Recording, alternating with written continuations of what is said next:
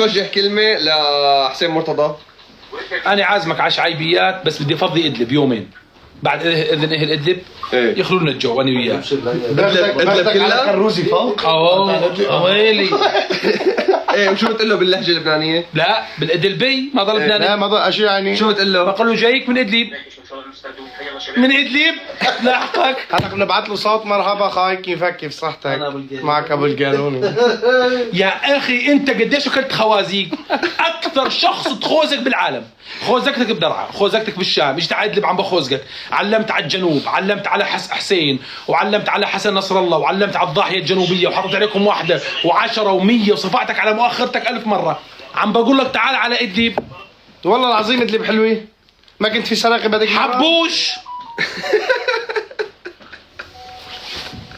بس بدي منك شغله واحده، بس تفوت على ادلب اسال قول وين ساحه دوار المحراب. لا محراب دزل دوار الكره هنيك بس طوبه. طيب